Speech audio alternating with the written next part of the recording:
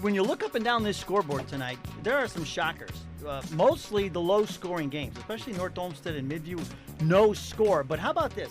How about Columbia, after putting up 41 points last week, shut out in the first half against Fairview, down 13-0. And then you mentioned that Vermilion Firelands game. Vermilion trying to break that 10-game losing streak to Firelands and get the Stillman Cup back.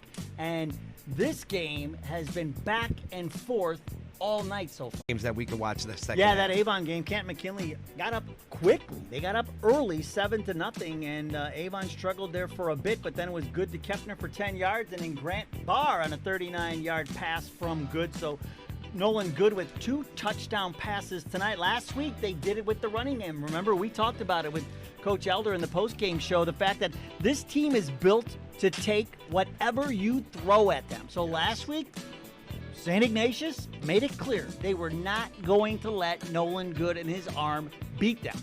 He didn't. The running game took over, so they just ran the ball down their throats.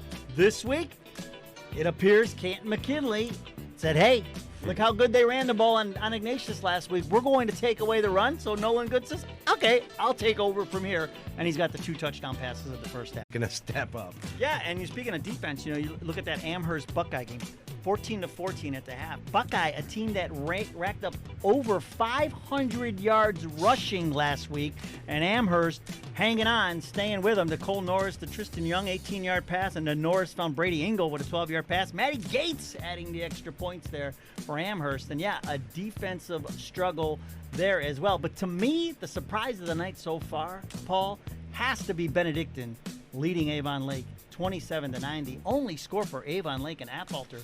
Quarterback keeper was a 1 or 2 yard run by him, and they really have struggled offensively tonight. And it's such a surprise because you've got Stewie and Stewie. You got all these wide receivers running around all over the place, and they can't get anything going on offense.